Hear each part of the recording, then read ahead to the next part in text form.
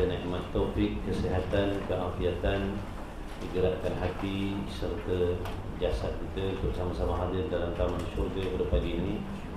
Diharapkan para muhibbin sekalian dalam keadaan sihat walafiat, yang senantiasa dimurahkan rezeki rohani dan jasmani oleh Allah Subhanahu wa taala, insya-Allah. Sama-sama kita mengikhlaskan hati kita, menjaga niat-niat kita. Moga-moga Allah membukakan pintu-pintu ilmu dan kefahaman pada diri kita semua, insya-Allah. Sambungan kitab Risalah Misbah Munir, muka 92. Ya.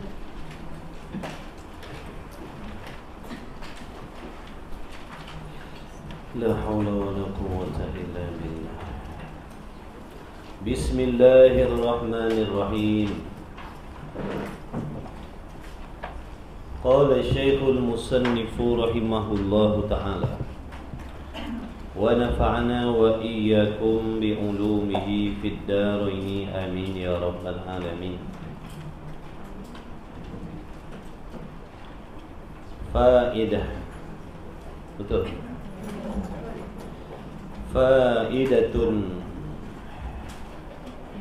Bermula ini suatu faedah, satu kegunaan.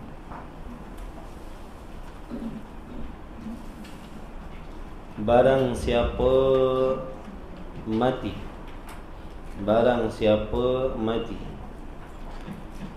barang siapa sampai ajal mati, ini menunjukkan peruntukan rezeki yang Allah dah tetapkan pada seorang tu dah habis. Bila sampai tempoh habisnya rezeki seseorang tu, maka matilah. Cuma Allah menjadikan pelbagai asbab, pelbagai asbab. Hakikatnya rezekinya dah habis. Selagi rezekinya tak habis, dia takkan mati ke mana-mana pun. Jadi selagi kita hidup, ada adalah rezeki kita, cuma banyak sikit. Rezeki itu pula bukan semata-mata duit. Sihat rezeki, taufik rezeki, amal rezeki, iman rezeki, sihat, keamanan rezeki, itu semua rezeki. Ni pun rezeki, duduk dalam majlis ilmu ni rezeki. Allah Maha Kuasa, harus bagi Allah memberikan rezeki kepada siapa-siapa yang dia kehendak. Siapa yang Allah nak hidupkan, siapa yang Allah nak matikan, itu terpulang kepada kehendak Allah. Kehendak Allah. Yang dalam perut pun mati. Yang dalam perut pun mati. Baru lahir wek mati. Kenapa Allah buat macam tu? Kerana dia Tuhan. Dia bebas mentadbir, ikut kehendak dia, bukan ikut kehendak dia. Nak menguji sejauh mana pegangan dan keyakinan, kepercayaan kita yang dia adalah Tuhan yang maha berkuasa. Sepatutnya timbul dalam diri kita rasa takut, sebab Tuhan ni dia tak peduli siapa-siapa. Dia tak peduli siapa pun kita, apa keturunan kita, berapa banyak ilmu dan ibadat kita, siapa kita dalam masyarakat, dia tak peduli. Dia nak bagi, dia bagi. Dia nak ambil, dia ambil. Ada orang tanya kenapa Allah jadikan yang tu beriman masuk syurga, yang tu pula kafir masuk neraka. Kenapa Tuhan buat macam tu? Jawabnya sebab dia Tuhan. Oleh yang demikian, kita wajib mengenal Tuhan. Jangan semata-mata kita menyebut Tuhan, tapi kita tak memahami, tak mengerti apa maksud Tuhan, apa sifat Tuhan. Itulah sifat Tuhan. Itulah sifat Allah yang kita duk sebut selalu pagi, petang, siang, malam. Allah tu Tuhan. Sifat dia begitu, bebas mentadbir, tidak terikat dengan siapa-siapa pun. Tak ada siapa boleh halang kehendak dia daripada lulus berlaku terjadi. Dia tak peduli. Kita tak ada kepentingan langsung pada Allah. Alam ni tak ada kepentingan langsung pun pada Allah. Kita buat baik, kita buat tak baik, tidak ada membawa apa-apa keuntungan ataupun kerugian kepada yang namanya Tuhan. Buruk baik kembali kepada kita. Sangka baik kepada Allah, baiklah yang kita terima. Sangka buruk pada Allah, keburukanlah yang kita terima. Jadi kalau orang tanya kenapa Tuhan buat begitu, yang tu mati kebuluran, sini mati kekenyangan, jawabnya sebab dia Tuhan. Adakah kita masih yakin dan percaya yang dia Tuhan yang maha adil, meskipun pada zahirnya kita lihat macam berat sebelah? Sebenarnya tak berat sebelah pun, adil. Allah tu maha adil dalam segala hal. Dalam segala hal, setiap detik, setiap saat, sedia kala lagi dan selama-lama dia adil. Dia mentadbir, dia memerintah, dia mencorakkan apa yang dia miliki. Zalim ni bermaksud mentadbir barang orang lain, menguruskan barang orang lain, itu zalim. Mentadbir bukan milik kita, memerintah bukan milik kita, itu zalim. Tapi Allah memerintah milik dia. Alam ni milik dia, kita ni milik dia. Pun cukup bertuah dah daripada tak ada dijadikan oleh Allah. Dah ada banyak pula komplain. Kena sedarlah diri kita. Kita selalu kata orang tak sedar diri, orang tak sedar diri. Rupa-rupanya kita yang tak sedar diri. Tu dah perangai kita. Suka tengok, cari, selidik salah orang sampai terlupa salah sendiri. Sungguh ke tidak? Sungguh. Baik kita hebohkan diri kita daripada hebohkan orang. Diri kita tak elok-elok, diri kita tak baik-baik. Tuhan tak kenal-kenal. Dah nak balik dah. Tapi Tuhan masih lagi kita tak kenal lagi. Muju Allah pilih saya, pilih tuan-tuan perempuan semua duduk dalam majlis ilmu mengenal Allah. Mudah-mudahan daripada pengenalan tu menimbulkan dalam hati kita rasa takut, rasa risau, rasa bimbang terhadap Allah, ancaman-ancaman daripada Allah yang boleh menarik diri kita menjadi hamba yang dekat dengan Allah. Meninggalkan segala benda yang dibenci oleh Allah zahir dan batin. Jadi jangan buat berani-berani. Dia tak peduli. Dia tak peduli. Kau bagilah sebarang alasan pun dia tak terima. Dia kata humban, dia humban dalam neraka. Dia tak peduli kau tahajud tiap malam. Tahajud tiap malam, mengaji tiap waktu, puasa sepanjang hari, sepanjang tahun, buat benda yang dilarang, dia humban macam biasa.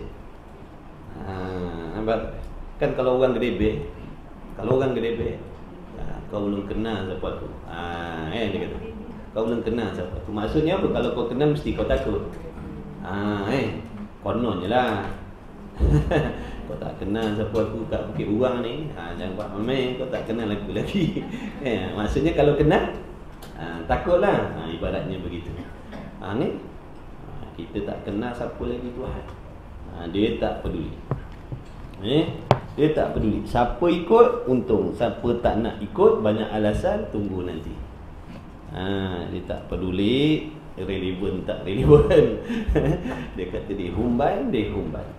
Na'udzubillah min zalik. Moga Allah selamatkan kita semua. Moga kita direzekikan oleh Allah menjadi hamba yang mengenal Allah. Amin ya rabbal alamin.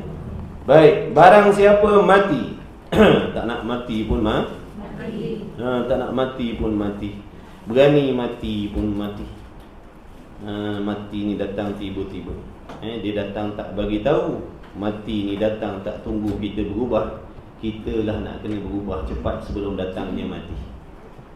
Mati tak datang, mati tak tunggu hati kita bersih baru dia datang. Kita nak kena cepatkan, kita nak kena cepat-cepat bersihkan hati sebelum datangnya mati. Kita tak nak mati dalam keadaan membawa penyakit-penyakit hati yang dibenci oleh Allah. Kita tak nak mati sebagai seorang pendengki, kita tak nak mati sebagai seorang pendendam. Jadi daripada sekarang ni kena cepat-cepat ubati hati kita, bersihkan hati kita. Jangan zahir semata-mata zahir. Kita membuat ibadat sebanyak-banyak mungkin, tetapi kita tak memperdulikan maksiat yang ada dalam hati kita. Itu di antara permainan nafsu. Di antara permainan nafsu dan syaitan dalam ibadat, iaitu menyibukkan diri kita memperbuat pelbagai ibadat, tapi tak memperdulikan membersihkan hati daripada dosa dan maksiat. Tahajud semakin banyak dah, pengajian, kelas pengajian semakin banyak dah. Kalau dulu 1 kelas, 2 kelas, sekarang dah tiap-tiap hari ada kelas. Tapi tak peduli pun dalam hati kita ada dengki, ada hasad, ada mengumpat dan macam-macam sangka jahat. Ni kita tak uruskan, kita biarkan. Konon-konon seolah-olah kita ni ada keistimewaan pada Allah, banyak mengaji, banyak mengajar, banyak qiyamul lail. Tak ada masalah kalau simpan benda-benda busuk macam tu dalam hati kita. Konon-konon Allah tak ambil salah atas diri kita. Dah tadi dah bagi tahu, Allah tak peduli. Allah tak peduli. Sealim mana pun, sebanyak mana pun ibadat, dalam hati contohnya ada takabur, Allah umban dalam neraka macam biasa. Contohnya nafsu melalaikan dia. Orang yang tidak ada ilmu, dia tak berasa. Dia berasa dia buat baik betul lah. Semayang dah banyak, qiyamul lail dah ada, puasa sunat selalu, duha tak tinggal, istikharah lagi, sunat wudu. Macam-macam lah, sedekah begini, sedekah begitu. Tapi dalam ni terlupa nak bikin. Padahal dalam ni boleh menjadi asbab seseorang hamba yang banyak ibadat tadi, Allah umban dalam neraka kekal selama-lamanya.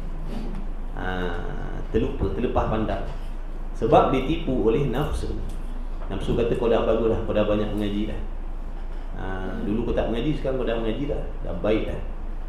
Terlupa ni dalam penyakit hasad tak baik-baik lagi, bersangka jahat tak baik-baik lagi, berdendam tak habis-habis lagi. Jadi ingat, tak boleh. Tak selamat kalau macam tu, tak ada jaminan selamat kita. Kena bersihkan hati kita. Sebab kita mati, kalau tak mati tak ada masalah. Kalau tak mati tak ada masalah. Buatlah sekehendak kita. Buatlah sekehendak kita. Ni masalahnya mati.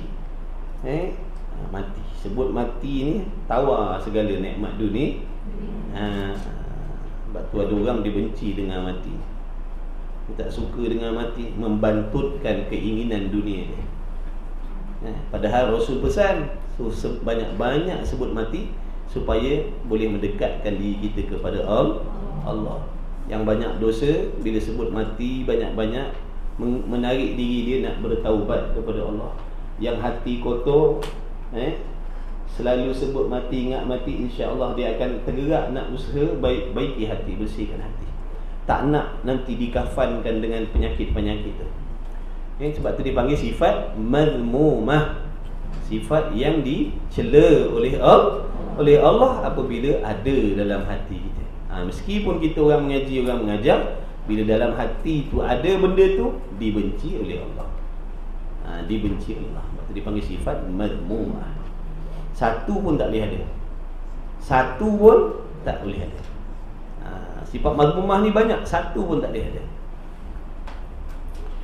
Jadi barang siapa mati dengan kalimah yang pertama, iaitu kalimah yang pertama, la ilaha illallah. Dulu dia punya maksud dia dah hurai kan. Apa yang tersirat di sebalik la ilaha illallah tu dah hurai dah. Di antaranya apa yang kita dah belajar mengenai sifat Allah, yang wajib, yang mustahil, yang harus. Begitulah juga yang bersangkut paut dengan Rasul, sifat yang wajib, yang mustahil, yang harus bagi Rasul. Itulah di antara maksud yang tersirat di sebalik perkataan kita la ilaha illallah Muhammadur Rasulullah. Baik. Lupa lupa nak tutup. terlupa nak.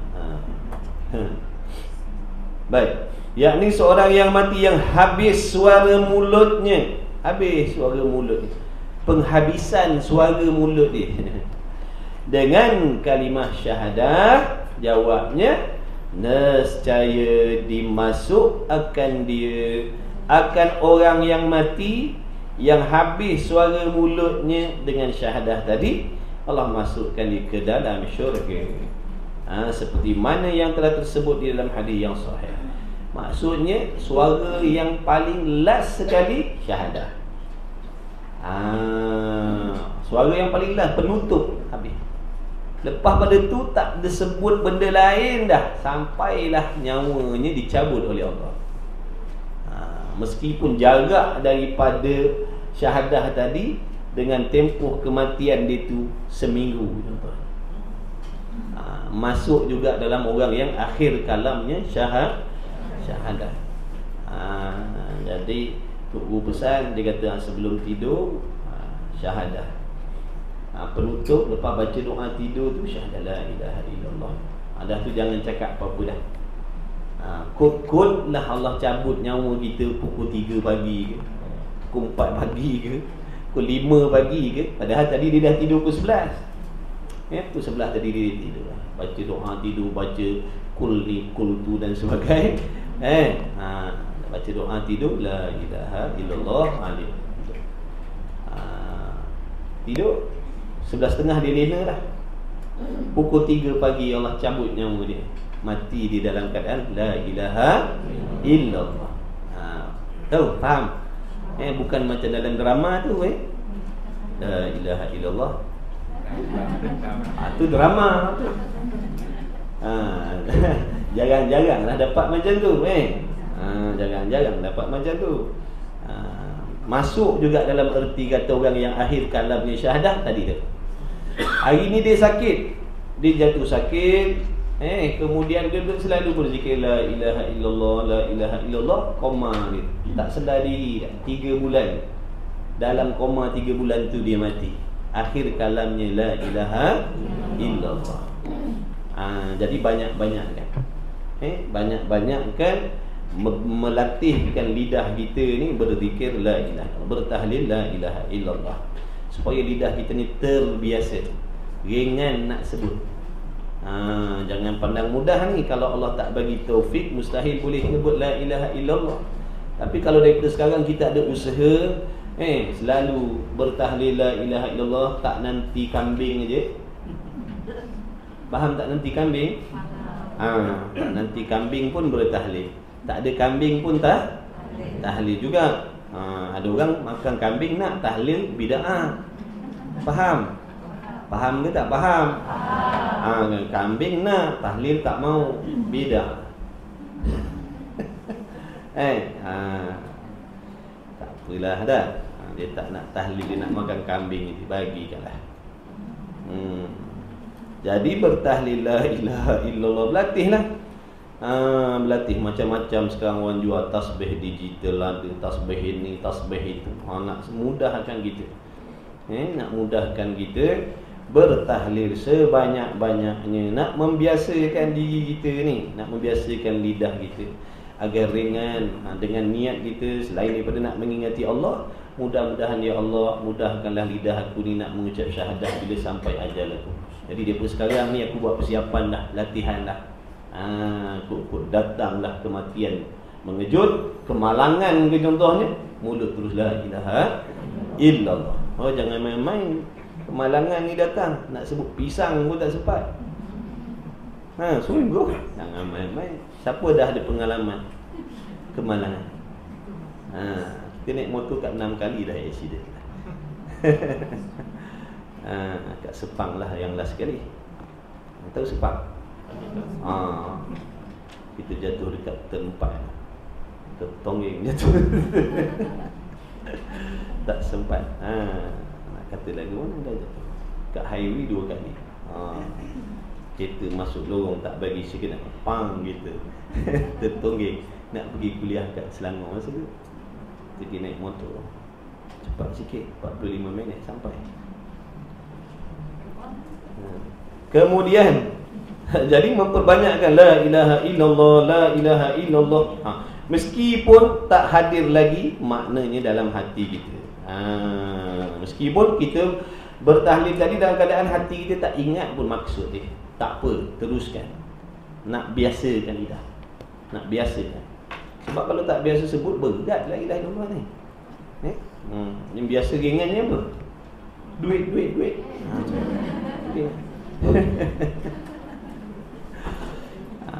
Jadi kalau kita tidur tu dah baca dah tadi la ilaha illallah, tiba masa macam haus pula dekat. Kita kata mak kau. Mak ambil dengan air suam je. Air suam satu. Air suam satu. Minum air suam, lepas tu tidur mati pula dah. Mati akhir kalamnya air suam satu, tu tak ada jalan.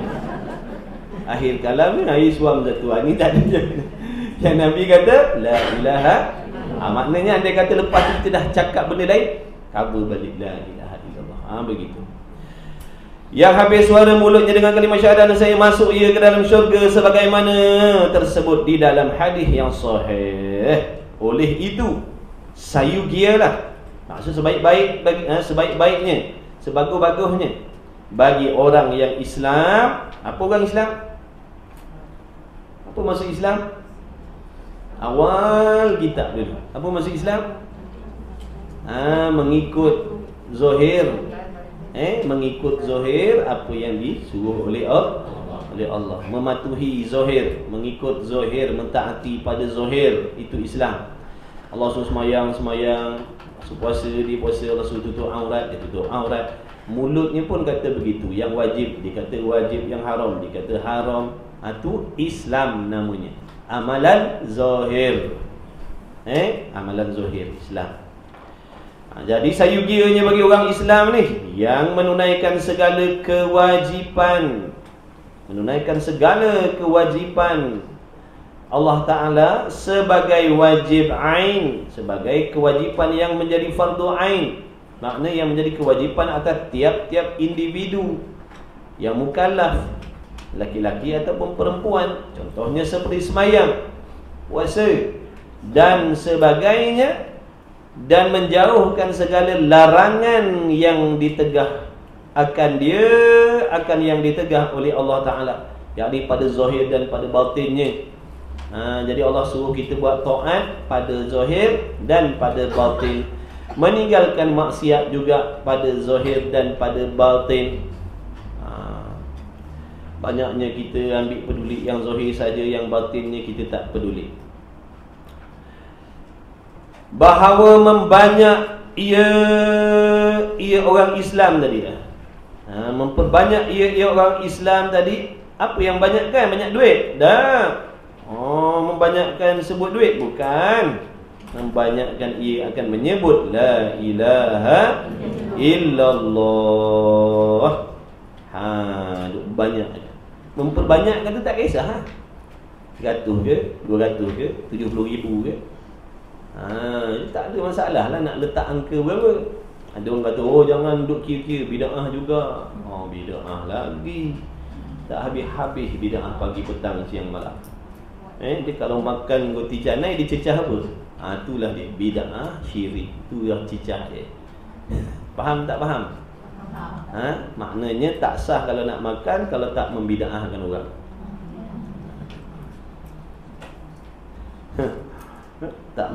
Tak mensyirikkan orang, tak mengkurafatkan orang, tak membid'ahkan orang, tak sah.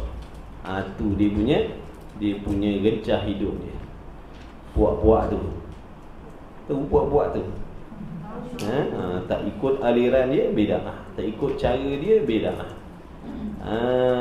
Macam-macam hal biarkan dia dengan labu-labu dia lah. Kita mengaji.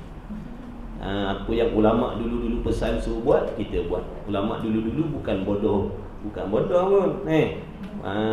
Bukan bodoh pun. Dia orang ahli ilmu, ngaji puluh-puluh tahun. Ngaji puluh-puluh tahun. Ikut ulama' dulu-dulu.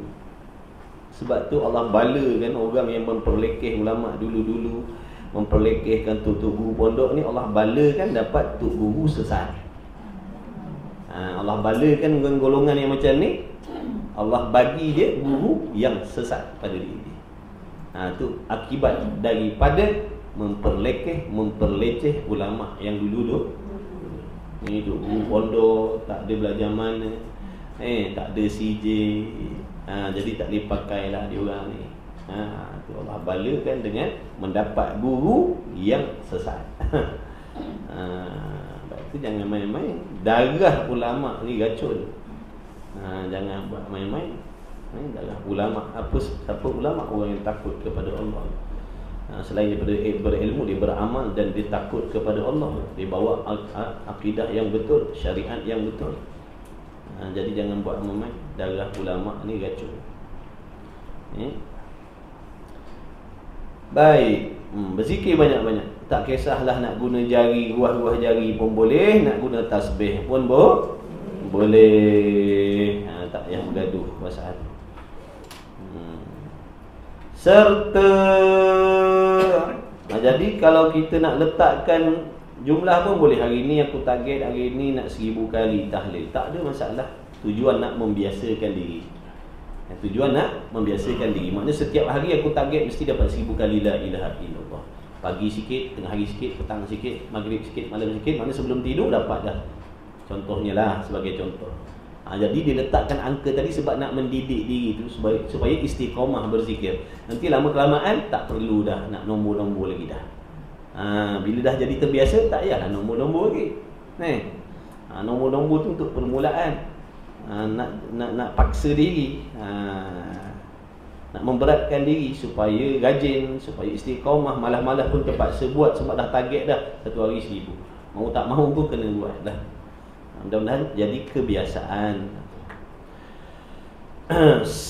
Berzikir dengan ikhlas, menyebut la ilaha illallah, yakni berzikir dengan ikhlas. Janganlah berzikir dengan tak ikhlas pula. Berzikir dengan niat tadi kerana Allah, nak membiasakan diri dengan zikir, nak memperbanyakkan pahala. Dengan zikir-zikir tu Allah menggugurkan dosa-dosa. Janganlah kita berzikir kerana nak dikatakan orang ahli zikir. Jadi wajib kita bersangka baik. Nak berzikir ni tak kisahlah nak kira, nak pakai tasbih digital, tasbih halus, tasbih besar penumbuk, tak ada masalah. Nak pakai tasbih yang berlerit panjang, tak ada masalah. Kita ni, hati kita ni jahat sangat.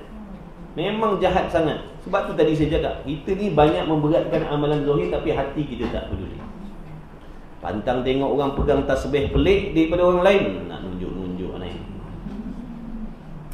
Allah bagi kau kasyaf ke kau boleh mengetahui niat orang tu nak menunjuk-nunjuk?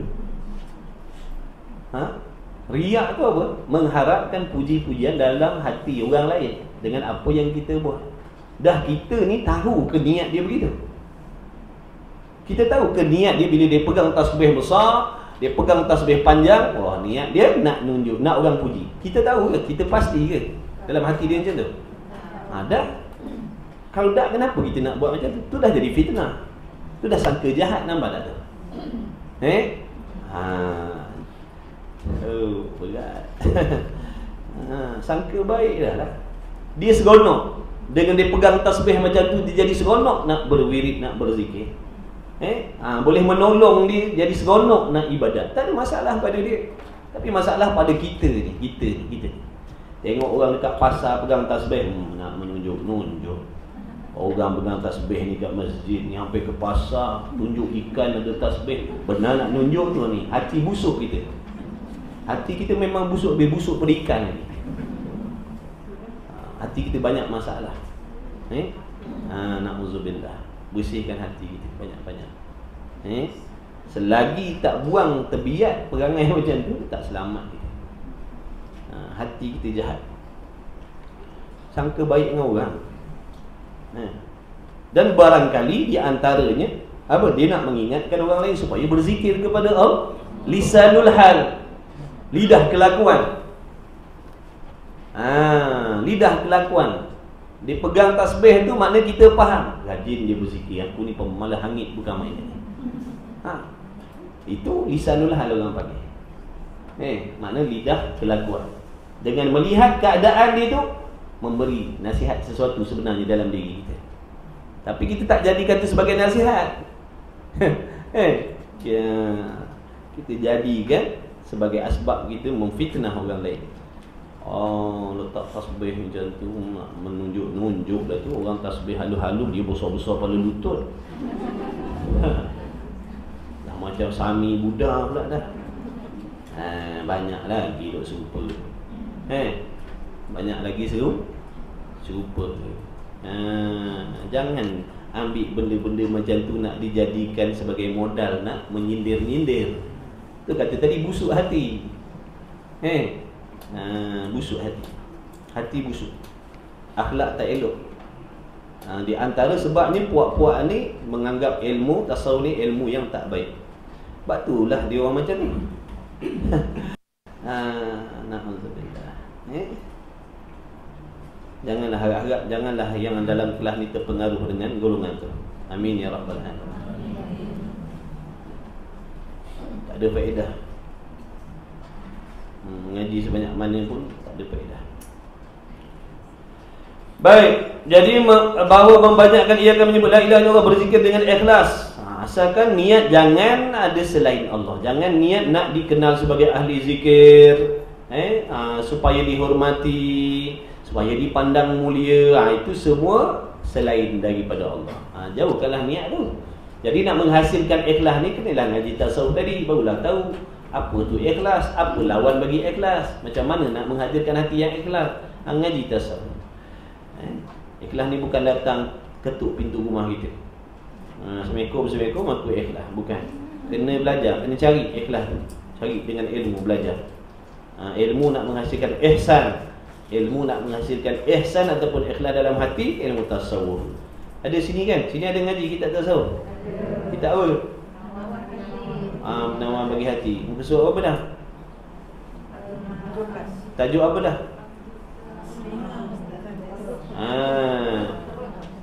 Banyak dah tu. Dah beramal dah? Dah beramal ke belum? Dah. Dah ke? Ya ke? Alhamdulillah lah. Jangan ujub sudahlah. Jangan pernah perasan dah beramal. Belum beramal. Beramal pun tak sempurna.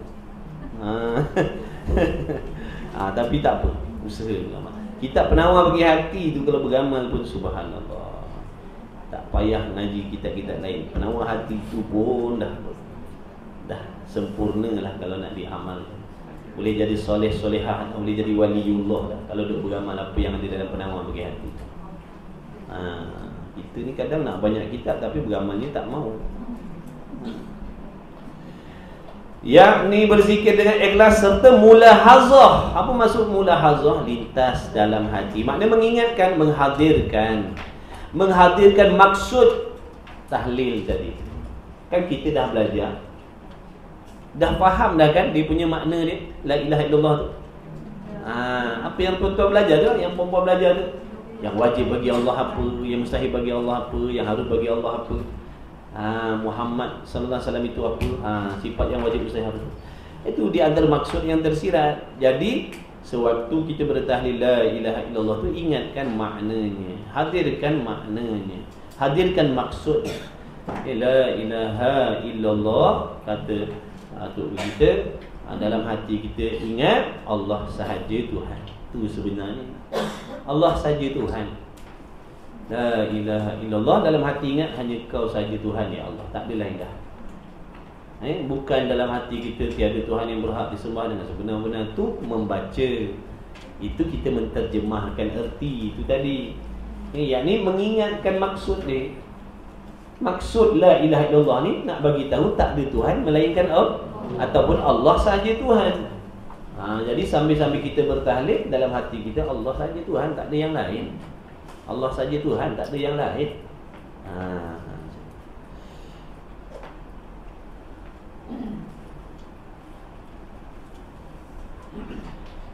Akan ada, ia akan maknanya, makna la ilaha illallah dan mulahazah akan Muhammadur Rasulullah sallallahu alaihi wasallam di dalam hatinya. Makna dalam hati kita pun mengingat Muhammad itu utusan Allah. Lidahnya la ilaha illallah, la ilaha illallah, la ilaha illallah, la ilaha illallah.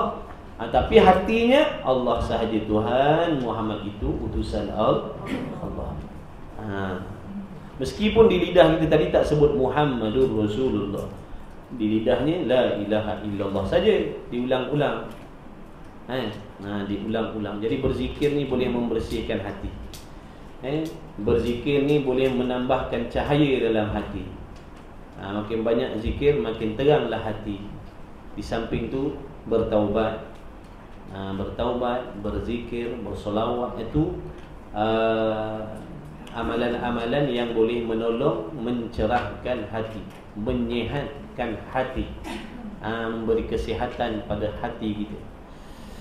Banyakkan berwirid, banyakkan bertahlil, banyakkan berzikir, banyakkan bersolawat. Dia memberi kesihatan pada hati. Hati jadi sehat, hati tak jadi penyakit. Tak kisah lelaki ataupun perempuan, supaya sempurna berzikir dengan dia, kerana yang demikian itu satu perkara daripada tawaran promosi hebat daripada Allah Ta'ala, dan galakkan yang baik dan besar pahalanya, sebagaimana tersebut di dalam hadis-hadis yang sahih akan demikian itu. Jadi pendeknya di sini musannif pesan kepada kita agar banyak-banyak bertahlil. Afdhal zikri la ilaha illallah. Memperbanyakkan berzikir.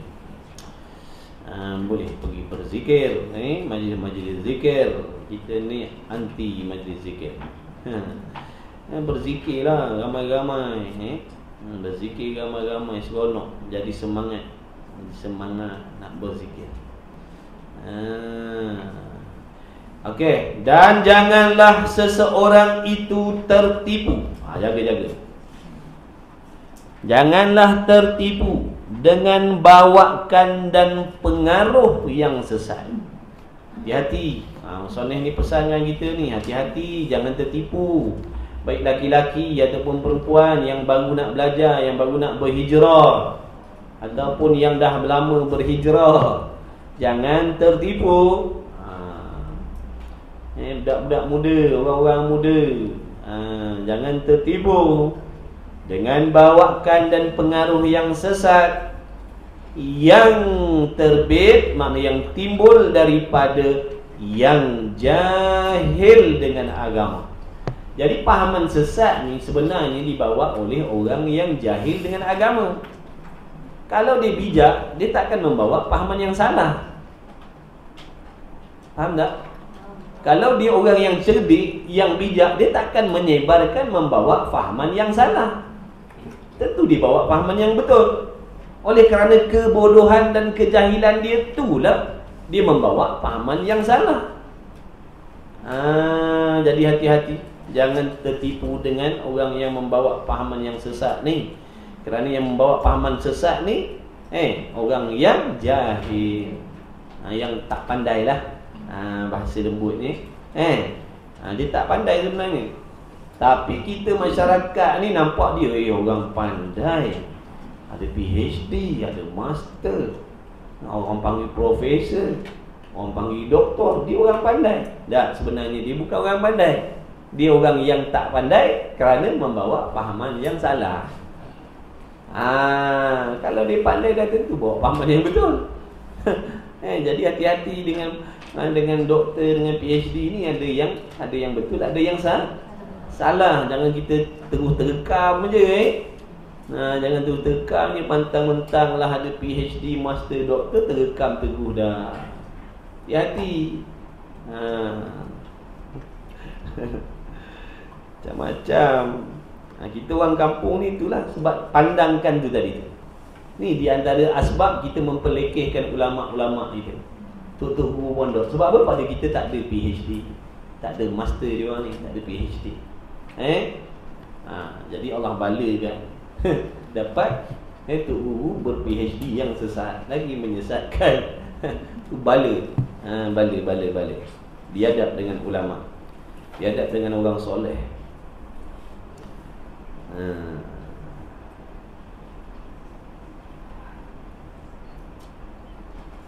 Agak tak adalah penyakit tu.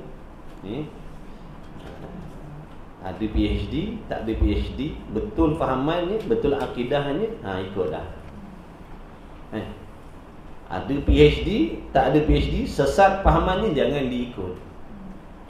Jangan kita semata-mata jadikan PhD, master doktor tadi sebagai titik tolak nak terima orang tu ataupun tidak. Oh, tu guru tu ada PhD tak?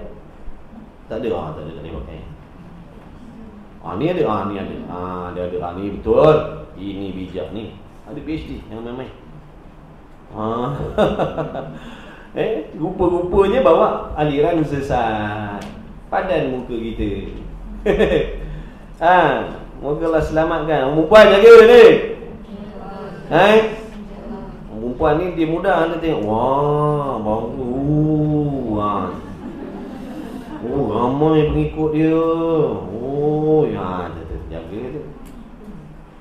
Lelaki pun sama.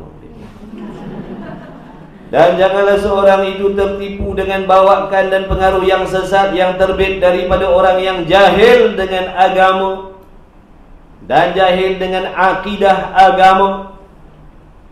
Kita boleh tengok, boleh semak lah. Sebagai sebelum kita jadikan dia guru kita, kita semak lah dulu. Berhati-hati, takut takut terikut. Tak kisahlah siapa dia, ustazah ke ustaz ke, tanya dia pandangan, minta pandangan. Tu buat tanya soalan. Ustaz, saya ni kebingungan lah, saya ni baru nak belajar agama ni. Ni ngaji sifat 20 ni boleh ke tidak yang sebenarnya? Saya pun jadi bela lah. Ada yang kata boleh, ada yang kata tak perlu. Macam mana Ustaz? Dia kata sebenarnya sifat 20 ni bagus belajar, tapi kalau tak belajar pun tak ada masalah. Dia lah tu. Faham tak ni? Dia lah tu. Musang berbulu ayam. Dia kelok sini, kelok situ. Biar tak nampak menolak sangat. Dia kata belajar pun bagus, tapi kalau tak belajar pun tak ada masalah. Tak ada masalah. Apa ni wajib fardu ain? Ilmu fardu ain ni tak belajar dosa. Boleh dia kata tak belajar pun tak ada masalah pula. Itu tanda-tanda dia dah tu. Jauhkan diri. Jauhkan diri. Tak apa Ustaz, saya bukan nak ngaji akidah ni, saya nak ngaji hadis je dengan dia. Nanti dia akan terjemahkan hadis mengikut akidah dia tu. Dia akan menguraikan hadis, menguraikan Quran dengan akidah dia tu. Sebab tu nak cari guru tafsir, guru hadis, nak belajar hadis, nak belajar tafsir, pastikan yang mengajar kita ni orang yang berakidah ahli sunnah wal jamaah. Faham tidak ni? Jangan main. Tak ni orang ramai ngaji tafsir. Buat hebat sikit.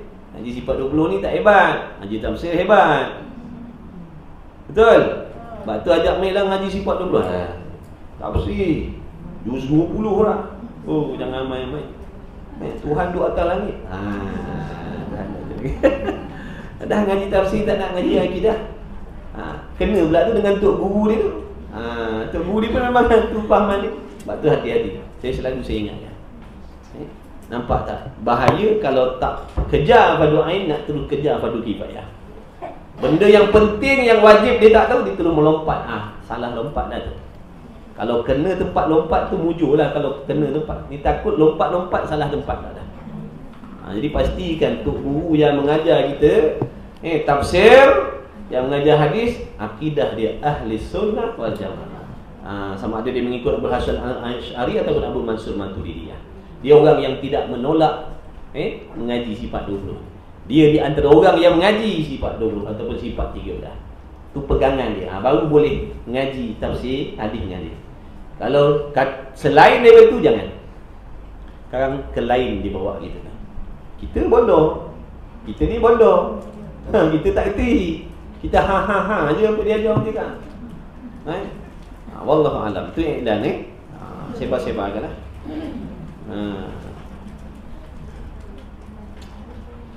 Dan janganlah seseorang itu tertipu dengan bawakan dan pengaruh yang sesat yang terbit daripada yang jahil dengan agama dan jahil dengan akidah. Dia jahil dengan akidah lah tu. Duk kata Tuhan duduk atas langit, Tuhan turun naik langit. Jahil pasal akidah lah tu. Kalau betul, kalau bijak tak kata begitu. Dan jahil dengan akidah agama yang mengajak orang-orang awam kepada berzikir, bertahlil dan menerima tariqat-tariqat dengan bermacam-macam tariqat. Oh, panjang ayat ni, tak boleh berhenti situ Tak nampak panjang sikit. Sebab kalau salah berhenti kan salah maksud. Salah berhenti salah maksud ni. Tuan-tuan jangan pandai-pandai letak noktah nanti dulu. Tak nampak panjang sikit. Nampak panjang sikit.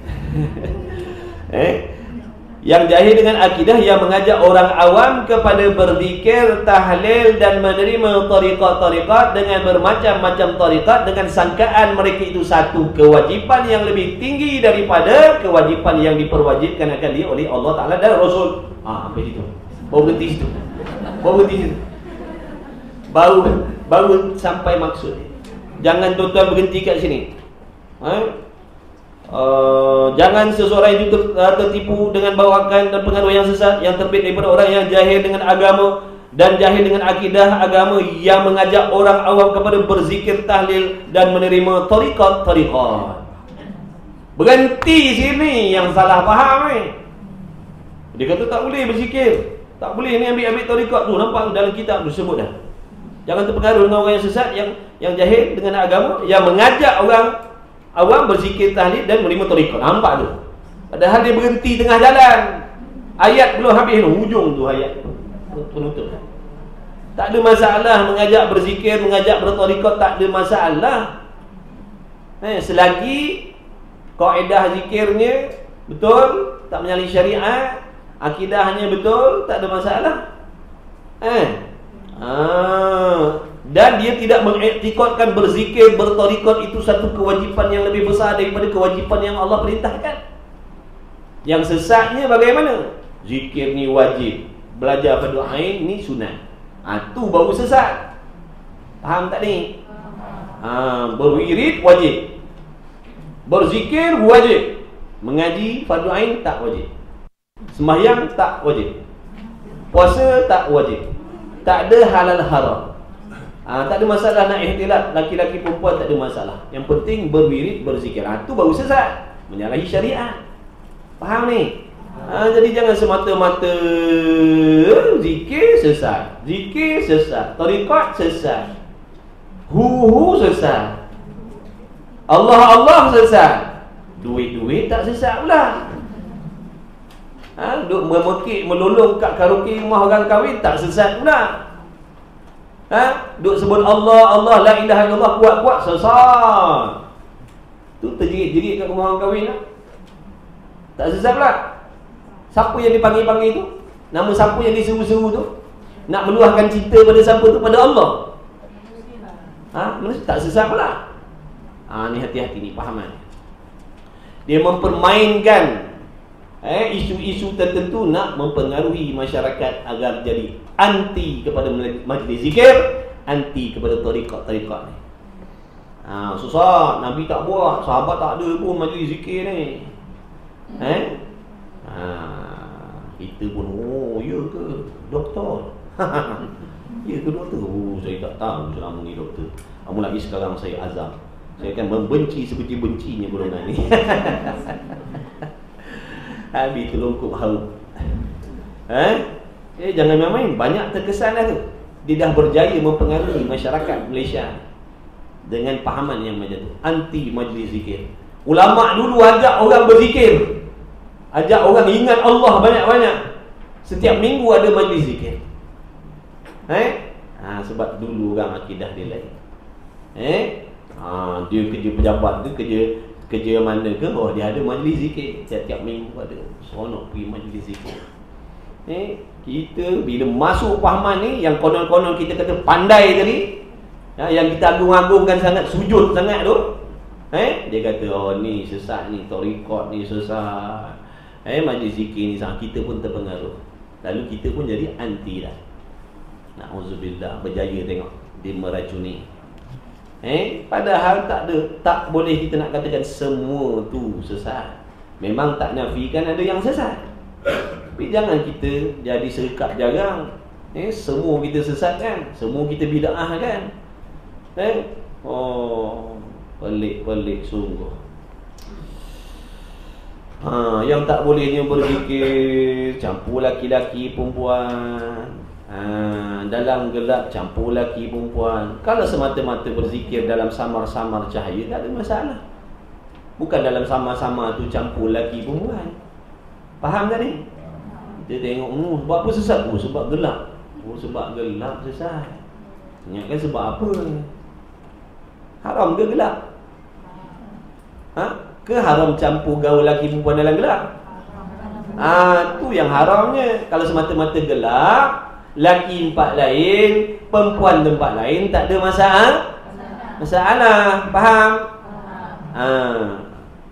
Campur tandas laki perempuan, tu baru salah. Laki tempat lain, perempuan tandas lain, tak ada masalah lah. Berat nanang dia orang ni. Kita terikut. Lah, malam tadi dengar dia berzikir, lepas tu tutup lampu pula. Puak sesat tu. Sesat saja. Allah Akbar. Tu dalam disko tu. Tengok tu. Dalam disko tu. Macam mana dia duduk berzikir dalam tu. Nak tengok. Siapa sini pernah masuk disko? Saya pernah masuk. Jangan main. Tahu lah macam tu, macam mana dia punya wirid dalam tu. Tak sesat pula, tak bid'ah pula. Na'udzubillah. Tengok, yang betul nampak salah, yang salah nampak betul. Berjaya syaitan menipu kita, melaga-lagakan kita. Jadi mengajak orang berzikir bertahlil, yang salahnya di sini kenapa? Kerana menganggap zikir tahlil ni satu kewajib, padahal sunat. Padahal dia sunat. Yang tak boleh nak melebihi daripada apa yang Allah wajibkan. Sembahyang fardu mesti, puasa mesti, aurat mesti. Jangan disebabkan zikir-zikir tadi tu contoh mengatakan benda ni dah tak jadi wajib dah. Yang menjadi keutamaan kewajipan ni, amalan-amalan ni, zikir-zikir ni, wirid-wiridnya, tu baru kata sesat. Faham hati-hati, jangan tertipu. Kerana itulah ada yang menerima tarikat dan bertahlil dengan tidak sembahyang 5 waktu. Tu. Sebab tu ada yang ambil tarikat, bertahlil tapi tidak solat 5 waktu. Tapi bukan semua tarikat, faham tak ni? Jangan tidur, woi. Jangan tidur, ni benda penting nak bagi tahu. Tak semua. Tak semua. Sebab tu kena selidik dulu. Tanya tarikat ni apa amalan dia? Bagaimana pegangan dia? Kalau cenderung ke situ baru boleh kata sesat. Satu, kalau kita nak menuduh ataupun nak mengumumkan, jangan ikut tarikat bagian-bagian. Tarikat ni sesat. Tolong nyatakan kesesatannya di mana. Baru masyarakat tak jadi keliru. Sesat sebab pakai kopiah tajam ke? Sesat sebab serban dia besar lebih daripada orang ke? Sesat sebab tasbih dia panjang ke? Bagi tahu. Kalau tak jadi fitnah pada masyarakat yang tak berapa pandai ni. Jangan kata tarikat ni sesat, ni sesat. Apa masalahnya? Tak beritahu. Dah macam mana kita nak dapat ilmu macam tu? Lah masyarakat bila dengar je tarikat sesat. Tarikatnya sesat. Padahal bukan semua. Menerangkan pun tak cerdik kan? Mengatakan orang sesat tapi tak beritahu sesat tang mana. Bagilah tahu, barulah masyarakat boleh waspada. Sebab akidah dia gini, patutlah sesat pun. Sebab dia kata semayang tak wajib, patutlah sesat pun. Rupanya dia kata semayang boleh pilih-pilih. Barulah tahu. Ni tak nyata apa-apa. Kita punya di blur ni. Dan ada pula yang menerima tarikat dan bertahlil bercampur gaul antara laki-laki dan perempuan yang herat dengan tidak ada haram. Nampak dah tu? Tu sesat. Tak ada boleh campur laki perempuan. Tak ada masalah. Binimu, bini aku. Bini aku kan? Bini aku, binimu, bini aku. Dan perempuan yang elak dengan tidak ada haram dan tidak ada, dan ada pula yang menerima tarikat dan bertahlil di dalam gelap. Jangan berhenti situ. Jangan berhenti dalam gelap tu. Tak habis lagi ayat tu. Tarik nafas sikit. Sambung. Bertahlil di dalam gelap sehingga nampak tuan gurunya memberi pertolongan. Nampak tok guru dia, bukan nampak Allah. Nampak tok gurunya boleh memberi sesuatu. Tu salah tu. Dan ada pula yang menerima tarikat dan bertahlil dengan tidak mengetahui dan tak belajar hukum hakam agama. berzikir je mengaji tidak. Pun ada juga penyakit itu. Torikot tu dah betul dah. Ni perangai ni. Yang berzikir ni punya perangai. Torikot tu betul dah. Dia yang tak betulnya. Tok guru torikot kata Jumaat, kami malam Jumaat ada majlis zikir. Jumaat malam 1 ada fardu ain. Dia tak datang yang fardu ain. Dia datang berzikir. Fardu ain dah terpalit katanya sesat pula dah. Padahal tadi. Kena tipu dia syaitan. Syaitan kata zikir banyak-banyak, mengaji jangan. Zikir banyak-banyak. Fardu ain jangan belajar. Pun kena tipu juga. Jadi hati-hati nak bagi tahu. Sebab tu tadi Musani pesan, jangan tertipu. Sebab benda tu halus. Kadang kita orang awam ni tak pandai. Kita tak pandai. Dapat pula ada golongan yang ambil kesempatan di atas ketidakpandaian kita, menabur fitnah, menabur gacun-gacun agar membenci golongan-golongan yang sebenarnya dia orang yang benci. Mengajak orang awam pun benci juga. Ada yang kata, apa duk berzikir kuat-kuat tu macam anjing menyalak. Kita dengar sampai telinga gitu. Ada kat Masjid Tanah dulu duk kata ni. Dia kata, siapa cakap macam ni?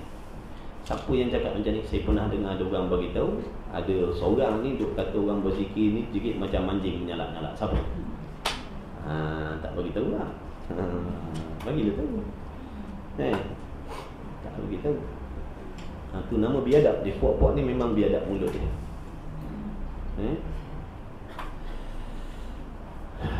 Menghukum pula akan orang yang duduk belajar, bahkan dan tidak belajar hukum agama, serta menghukum pula akan orang yang duduk belajar hukum agama itu adalah ilmu kulit yang tidak berguna. Pula dah. Tu salah lah tu. Pada dia berzikir ni nombor 1, ni belajar fardu ain ni semua ilmu kulit dia ni tak penting pun. Jadi jangan. Kalau ada macam tu ciri-ciri dia, jauhkan diri, jangan ikut. Jangan ikut.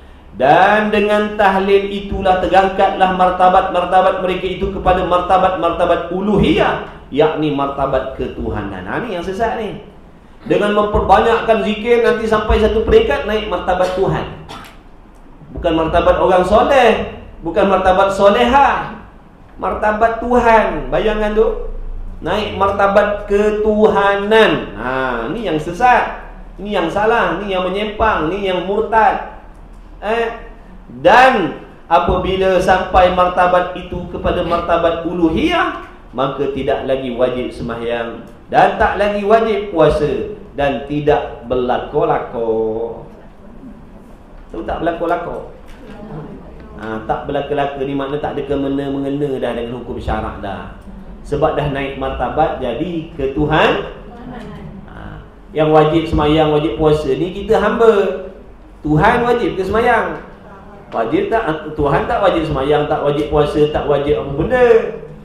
Jadi pada mereka ni yang sesat tadi, golongan tarikat yang sesat ni, pahaman yang sesat ni, pada mereka bila dah sampai martabat situ, maka terlucutlah segala kewajipan. Yang haram tak haram dah, yang wajib tak wajib dah.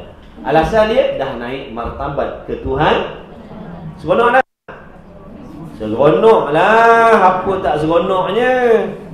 Orang lain kena semayang, kena puasa, dah sampai peringkat ni tak payah dah nak puasa. Seronok lah. Nafsu suka lah. Sebab tu ramai juga yang ikut. Sebab nakkan benda ni tadi. Jadi hati-hati. Yang wajib tetap wajib. Siapa-siapa tahu ada golongan macam ni, tolong laporkan kepada Jabatan Agama Islam. Jangan duduk diam bersubahat. Kuku ada adik-beradik ke, sepupu-sepapat ke, ipar-duai ke, amalan macam tu, kena bagi tahu. Kalau tak, kita masuk dalam golongan orang yang bersubahat. Wajib report supaya mereka diambil tindakan. Tak nanti lagi ramai orang diajak. Kita dah report, dah beritahu untuk imam, itu terserah pada dia orang. Dia tak bertindak, nanti dia orang lah yang bertanggungjawab. Kita nak jaga agama. Kita tak nak pahaman-pahaman macam ni masuk menular dalam masyarakat tanpa kita sedar. Kena bagi tahu. Bagi tahu untuk imam. Untuk imam kan tugas dia kan, gawe agama, gawe syarak. Kata gini. Baru-baru ni ada sembang dengan saudara ni seorang ni, dia kata gini. Nampak pelik ni, Tok Imam tolong siasat lah. Tak boleh biar ni. Jangan kita diam pula. Nanti dia ajak orang lain, dia diam. Tok Imam bagi tahu jabatan agama. Nanti pandai-pandai lah, dia orang ada dia orang siasat lah tau. Jangan diam kan. Membenteras, mencegah lah. Membenteras, mencegah ni, pahaman-pahaman ni. Murtad ni masalah ni. Ni masalahnya murtad. Bukan kata dosa besar lah. Jadi kafir. Hati-hati ni. Dah yang Allah wajibkan dia kata tak wajib, apa tak rosak akidah? Bukankah di antara benda-benda yang boleh menjadi asbab rosak akidah seorang tu apa yang Allah wajibkan dihalalkan? Yang Allah haram dihalalkan? Hukumnya haram campur laki perempuan yang bukan muhrim. Dia kata tak ada masalah. Tu kan mengubah hukum tu. Allah kata wajib sembahyang, dia kata tak perlu dah sembahyang. Wajib puasa, dia kata tak perlu dah puasa. Bukankah tu dah menukar hukum yang menjadi asbab syirik, rosak akidah? Lagi haram segala perkara yang diharamkan oleh Allah Ta'ala. Jadi apa yang Allah haramkan dah tak haram dah, sebab dah naik martabat jadi ketuhanan. Tapi hati-hati tuan-tuan, jangan pukul rata jangan pukul rata. Ada yang betul, ada yang sesat. Yang sesatnya ada sikit, tak banyak. Jadi kita ni cakap macam seolah-olah semua sesat. Banyak yang salah. Ada satu dua je yang betul. Dah. Banyak yang betul. Yang sesatnya adalah 2-3. Sebab itulah kita hati-hati. Jangan pukul kata semua tarikat sesat. Jangan. Ada yang sesat dan menyesatkan. Maka semua puak yang tersebut mana? Di pedatah tadi tu lah. Di pedatah tadi tu mengatakan berzikir lebih wajib daripada semayang.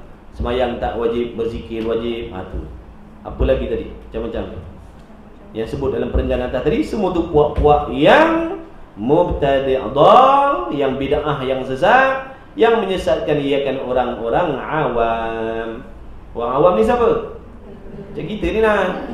Time kerja, cari duit, mengaji, lepas tu cari duit lagi. Tu ngaji lagi. Tu cari duit lagi. Apa tu? Cari duit lagi. Apa tu? Cari duit lagi. Dah tak ngaji dah. Cari duit. Orang awam kadang-kadang ngaji. Jadi dan puak yang sudah jadi murtad, na'udzubillah. Wal iyad billah min dzalik. Moga Allah jauhkan kita semua daripada demikian yang tersebut tadi. Moga Allah jauhkan diri kita, anak bini kita, cucu cicit-cicit kita, saudara mara kita daripada terhasut, terpedaya, terikut dengan pahaman-pahaman yang sesat lagi menyesatkan. Amin. Dan ada pula yang menerima tarikat dan bertahlil sekuat-kuatnya. Jangan berhenti situ. Jangan berhenti sekuat-kuatnya tu. Tak habis ayat lagi. Dan ada pula yang menerima tarikat dan bertahlil sekuat-kuatnya sehingga nampak Tuhan di dalam dunia ini. Itu yang sesat. Berzikir kuat, tak ada masalah. Tu berkaraoke kuat-kuat. Cerita padamu. Padahal padamu tadi bukan padamu Allah. Pakwa dia yang tak semayang, makwa dia yang tak semayang tu. Contohlah, tak sesat pula situ. Tak ada masalah nak berzikir kuat ni. Tanya dulu, apa sebab? Kita dengar kuat je sesat. Dengar orang zikir lain daripada kita je sesat. Kita la ilaha illallah, la ilaha illallah. Dengar orang berzikir Allahu, sesat ni. Sesat apa? Allah. Kita berzikir la ilaha illallah, dia Allah lah. Apa pula dah? Sebab itulah ngaji, oi. Ngaji. Jangan ngaji satu benda. Banyak benda nak kena mengaji. Jangan ngaji satu benda. Ngaji satu benda. Iqra' je ngaji. Lepas tu Iqra' satu pula tu. Lepas tu masa lapang pun datang pula tu. Ngajilah macam-macam. Baru tak jadi fitnah pada diri kita. Kita jahil ni nanti jadi fitnah. Benda ada dalam agama, kita kata tak ada. Benda boleh, kita kata tak boleh. Hati-hati. Boleh. Dia nak menjerit sekuat-kuat, tak ada masalah. Nak sebut dengan penuh hati, perasaan, nak menyampaikan perasaan dia, nak menyebut Allah tu, biar masuk terus dalam hati dia. Itulah tujuan. Kalau laki hilang menangis dah, jerit dah, abai. Sebab apa nak kena menjerit? Panggil pembelahan tak boleh? Nak meluahkan perasaan, cakap pembelahan tak boleh? Pembelahan. Kenapa nak kena jerit? Nak menunjukkan yang dalam ni. Ni nak menunjukkan yang dalam ni, qalbu, dalam hati. Nak menyampaikan apa yang dalam hati, nak menyebut serta menyentuh hati. Tu tujuan dia. Sebab tu lagu-lagu ni dia ada chorus dia tu. Biasa chorus tu tang apa tu ayat dia tu. Macam mana ayat dia tu? Tang chorus tu. Ada sesuatu yang nak disampaikan. Supaya jijak ke hati dia. Ingatkan lagu-lagu tu je. Ni dalam berzikir pun ada juga. Menyebutkan kuat-kuat tu supaya nak pecahkan ni hati kita ni, banyak dosa, banyak karat, banyak apa ni. Sebab kalau sebut pembelahan ni tak ada berasa dari hati kita. Lagi satu pula, kalau pembelahan ni tertidur. Tertidur. Kan sedar-sedar dah, orang dah hidang aja. Tadi la ilaha illallah, la ilaha illallah, Allahumma barik lana. Allahumma barik lana. Doa makan lah. Itulah. Jadi adalah macam-macam faedah tu. Disuruh mengangkat suara tu ada faedah. Disamarkan suasana tu pun ada faedah. Bukan tutup lampu sebab nak buat maksiat. Korang ni. Kita tanyalah, kita tanya dulu, kenapa Tok Guru waktu majlis zikir ni macam ni macam ni, kenapa tanya dulu, kan kebaik. Daripada terus kita duduk gini dah jadi fitnah. Yang kita fitnah tu pula orang soleh pula tu. Dia berzikir 1000 kali, kita tak zikir-zikir. Masalah. Okay. Dan ada pula yang menerima tarekat dan bertali sekekuatnya hingga nampak Tuhan di dalam dunia. Mana boleh tengok Tuhan dalam dunia? Tak berlaku melainkan di sisi Nabi kita Muhammad sallallahu alaihi wasallam. Bahawa siapa yang mengaku boleh nampak Tuhan dalam dunia ni, dalam sedar dia, kufur, rosak akidah, murtad dia. Dan membesarkan akan guru lebih membesarkan akan Tuhan. Apa yang guru tu suruh dia buat, apa yang Allah suruh dia tak pedulikan. Itu sesat. Maka adalah semua ini murtad, semua itu murtad, jadi kufur mereka itu dengan ijma' ulama. Oleh itu wahai saudaraku yang bertuhankan kepada Allah Ta'ala dan berpenghulu kepada Nabi Muhammad SAW, hendaklah kamu menjauhi daripada tarikan dan pengaruh mereka itu yang sesat, dan hendaklah kamu mengetahui bahawa berzikir dan bertahlil itu suatu perkara yang sunat, yang dikerjakan akan dia oleh ulama-ulama yang soleh selepas daripada mereka itu melaksanakan kewajipan mereka itu, kerana mereka itu takut merugi akan masa mereka itu sendiri. Sebab tu ulama dulu-dulu sangat-sangat banyak menggalakkan, ada wirid lepas subuh, ada wirid begini, ada wirid begitu. Ada wirid waktu petang, ada wirid waktu malam. Mereka buat ni sebab apa? Lepas daripada menunaikan segala kewajipan, jadi dia nak isikan masa-masa lapang mereka tu dengan ibadat. Tu ada wirid ni, ada wirid tu, ada zikir ni, ada zikir tu. Tu dia punya tujuan. Ibu datang yang kemudian ni dia kata, ni jangan, ni tak perlu, dicantah balik. Apa yang ulama-ulama dulu dah ajar, menggalakkan masyarakat ni rajin berzikir, rajin berwirid, dia kemudian datang mencantah. Ni tak perlu, ni bid'ah, ni bid'ah, ni bid'ah, ni bid'ah, ni bid'ah. Dia je yang tak bid'ah. Yang lain semua bid'ah. Dah jadi tonggeng balik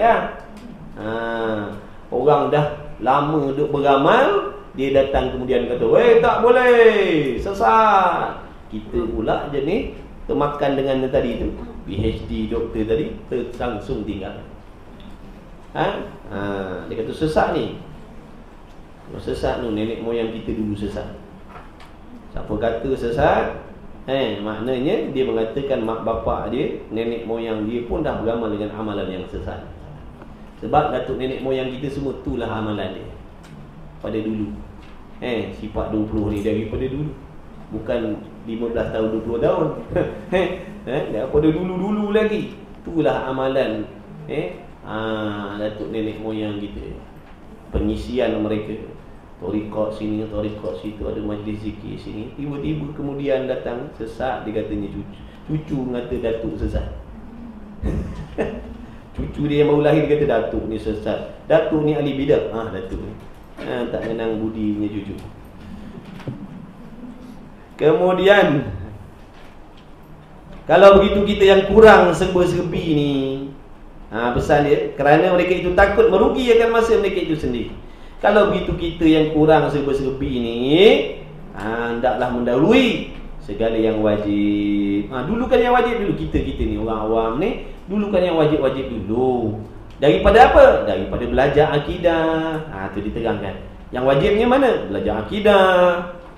Dan mengerjakan segala suruhan seperti semayang, belajar fiqh, belajar tasawuf, belajar tajwid, semayang, puasa dan umpamanya.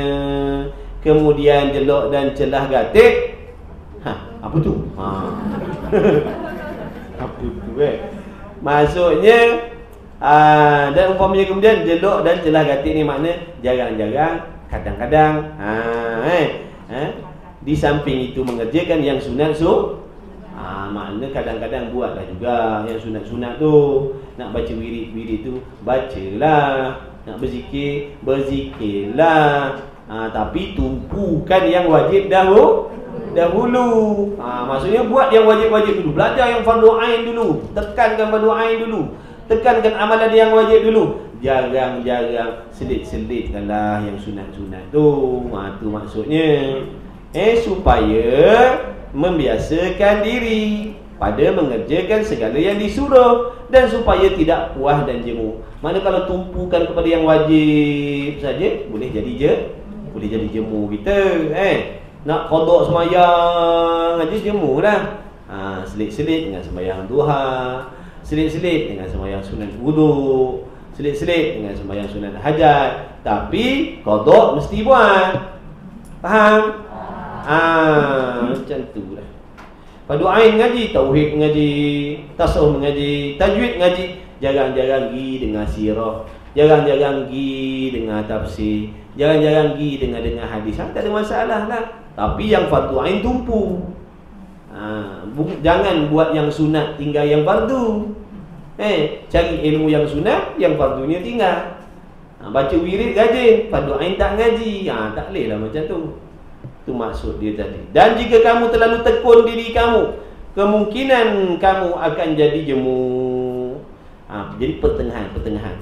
Maka Allah Ta'ala pun jemu pada nak memberi balasan kepada kamu. Sabda Nabi SAW, innallaha la yamillu walakin tamullu. Artinya bahawa sesungguhnya Allah Ta'ala tidak jemu pada memberi pahala, dan tetapi kamu yang terlebih dahulu jemu pada mengerjakan ibadat. Allah tak jemu nak bagi kita pahala, bahkan Allah bagi lebih daripada apa yang kita korbankan. Tapi masalahnya kita yang dulu tarik diri, kita yang terlebih dulu jemu nak buat ibadat, tak dapat lah. Tapi selagi mana, selagi mana buat, Allah takkan berhenti memberi balasan yang berlipat-lipat kali ganda. Maha pengasih penyayang pemurah Allah Ta'ala. Pada hamba-hambanya yang ikhlas beribadat, Allah bagi sebanyak-banyak balasan. Kalau begitu, janganlah kamu mendahului yang sunat-sunat daripada yang wajib. Ingat tu, jangan mendahulukan yang sunat-sunat. Begitu pada amalan dan juga ilmu. Jangan dulukan ilmu yang sunat-sunat daripada ilmu yang wajib-wajib. Jangan dulukan amalan yang sunat-sunat daripada amalan yang wajib. Puasa sunat rajin, puasa qada tak buat. Sembahyang sunat rajin, sembahyang qada tak buat. Itu salah. Yang qada dulukan, sambil-sambil yang sunat begitu. Dan perkara yang wajib diketahui itu amat banyak. Aku, kata musannif, sebut akan dia setengah-setengahnya di dalam huraian yang akan datang ini. Maka berkata aku, Huraian pada menyatakan perkara yang wajib diketahui akan dia serta i'tiqad. Jadi dalam ruangan ni musannif nak menyatakan apa benda yang wajib kena tahu. Wajib kena tahu dan wajib menyungguhkan dalam hati. Bermula tiap-tiap yang datang akan dia oleh Nabi SAW daripada segala perkara pekerjaan agama dan segala khabar-khabar. Wallahu a'lam. Risau itu baca. Saja je. Jadi kita baca lagi. Tahu nak balik tak? Cukup dah sekadar tu. Mudah-mudahan ada manfaatnya. Mudah-mudahan Allah memberi manfaat kepada kita semua, berikan ilmu yang bermanfaat. Mudah-mudahan Allah menjaga akidah kita. Mudah-mudahan sekalian yang hadir yang mengikuti majlis ilmu pada saat dan ketika ini dimurahkan rezeki, dipanjangkan umur oleh Allah, dimudahkan segala urusan dunia dan akhirat. Mudah-mudahan Allah Ta'ala jaga diri kita, anak isteri kita, keturunan kita daripada terpengaruh dengan fahaman-fahaman yang sesat lagi menyesatkan. Mudah-mudahan Allah Ta'ala memanjangkan umur kita, memberikan umur yang berkat, memberi rezeki yang halal yang berkah yang luas insya-Allah. Membersihkan hati kita. Mudah-mudahan Allah bagi taufik kepada kita, dapat kita berusaha sungguh-sungguh memperbaiki amalan kita di sisi Allah Subhanahu Wa Taala. Insya-Allah sehingga bertemu lagi dah di minggu yang akan datang. Wallahu a'lam, salah silap kekurangan saya minta maaf banyak-banyak. Dan terima kasihlah yang mendoakan anak saya sihat ni, mudah-mudahan. Tapi belum keluar hospital lagi, tak boleh keluar. Dan Ustaz Nizam minta doakan juga rumah dia pun tak sihat juga no. Mudah-mudahan dengan keberkatan ilmu kita pada pagi ini, Allah Ta'ala kita doa, mudah-mudahan Allah memberikan kesihatan yang sempurna kepada orang rumah beliau lah, dan pada anak saya lah insya-Allah. Terima kasih semua. Barakallahu fiikum. Bismillahirrahmanirrahim. Alhamdulillahirabbil alamin wassalatu wassalamu ala rasulillah. Allahumma rabbana fa'na bima 'allamtana rabbana 'allimna alladhi yanfa'una rabbana faqih ahlana wa qarabatin lana fi dinina ma'al kutri unsa wa dzakar wa sallallahu sayyidina Muhammad. Alhamdulillahirabbil alamin.